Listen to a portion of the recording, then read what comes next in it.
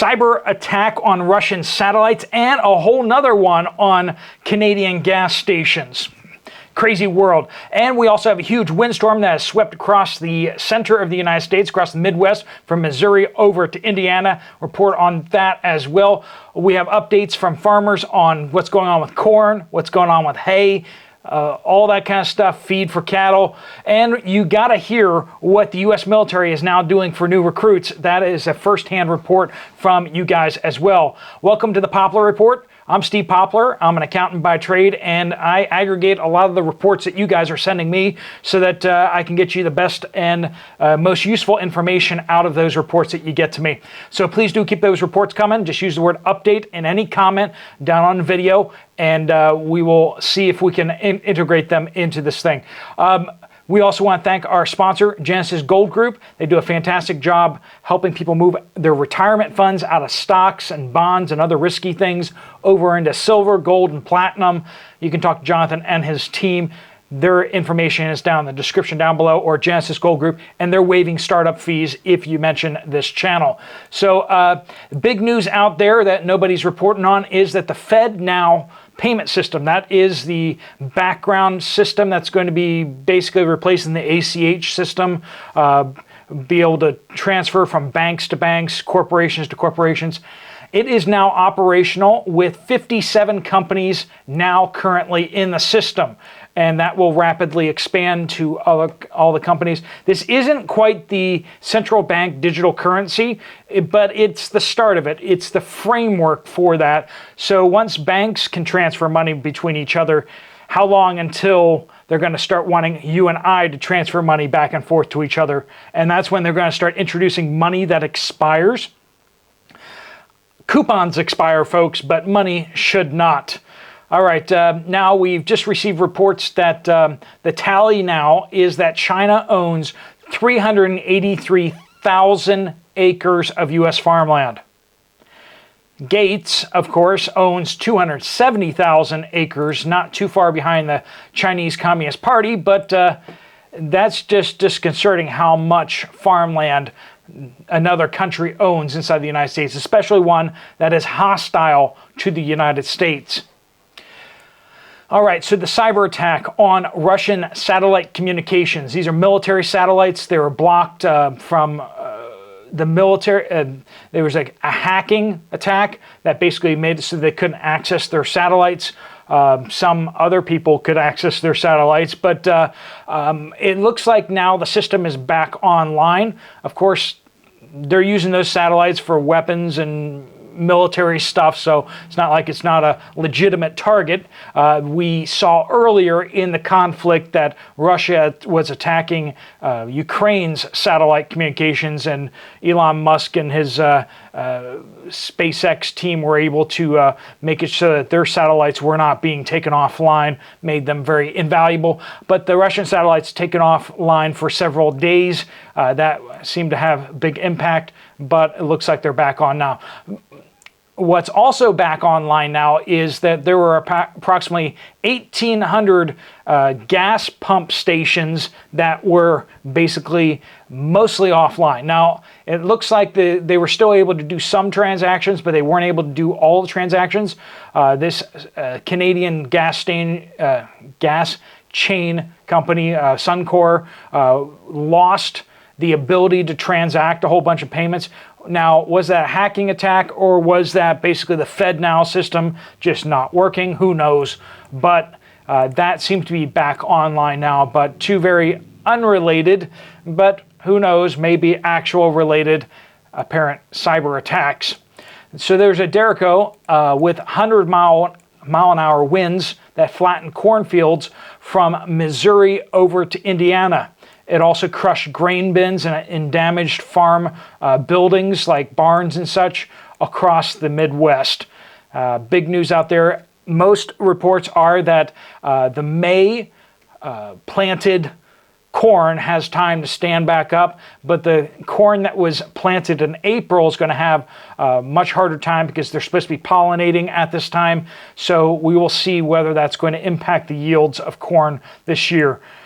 Of course, that's Maine corn belt right across there. Missouri over to Indiana, that's just Corn, corn, corn.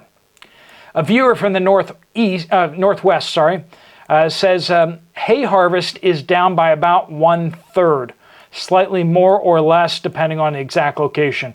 And that was from the Washington state areas. This is Amy in Canada stating, our homeless population has grown exponentially, as well as crime and drug use. We just had a man released on bail after a violent home invasion. He used a hammer on only $500 bail, which will only be paid if he breaches his conditions. And they were just talking about how they don't usually watch prices on things. They're well off, but now they're seeing $9 a kilogram for chicken. Paper towels, 6 for $10. That's the lowest price they're seeing. Gas, $1.66 per liter. Once again, these are Canadian dollars, by the way. Butter, $7 per square. Steaks, about $18 a pound. And bread is $4 per loaf. Well, Castro up there is leading them into the liberal leftist utopia of green living, which is just pay higher prices for everything and stop using so much. No thanks. No thanks. He's called Castro because his father is probably Fidel Castro. So Trudeau, Castro. Anyway, inside joke.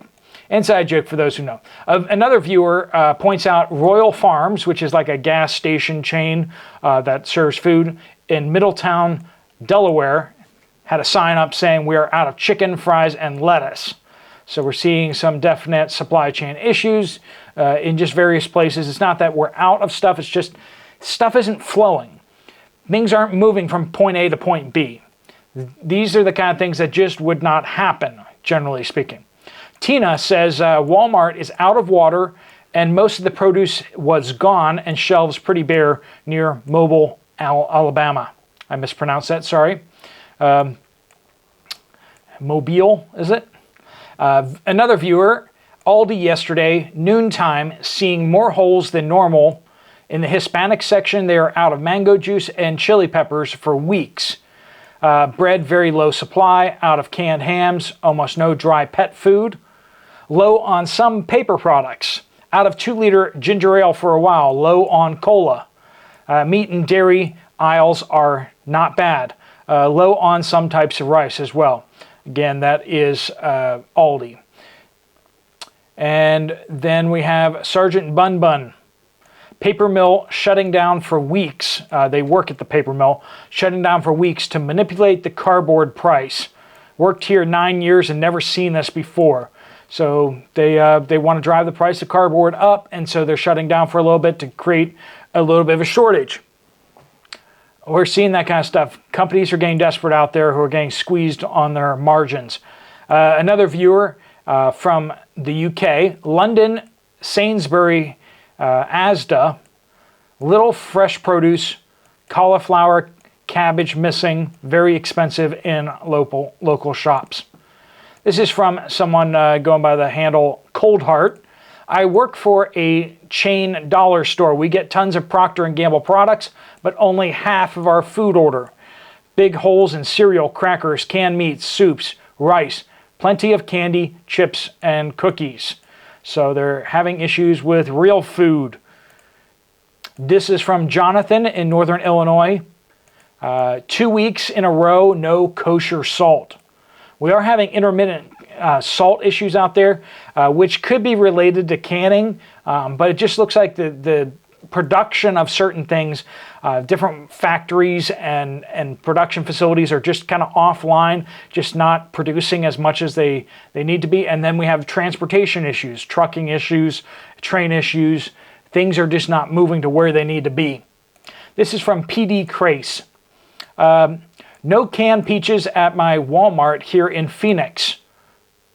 Went to Fry's, which is an affiliate of Kroger, this morning.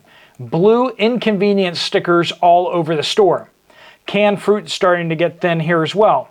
I picked up a few cans of peaches, dairy and produce okay.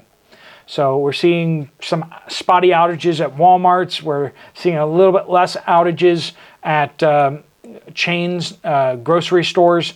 So if you can't find something at a Walmart or an Aldi or a discount grocer, you might need to go to a chain grocery store to find that item. But the best plan of action is, if you know you're going to need something over the next month, just buy up a little extra. That way, if you go to the grocery store next week and they don't have it, you have it on your shelf as it is, as long as it's shelf stable. This is another viewer. I withheld their name on purpose. You'll see why. Hey, gents, just curious if any of you combat vets have gotten a call from the military lately asking you to rejoin.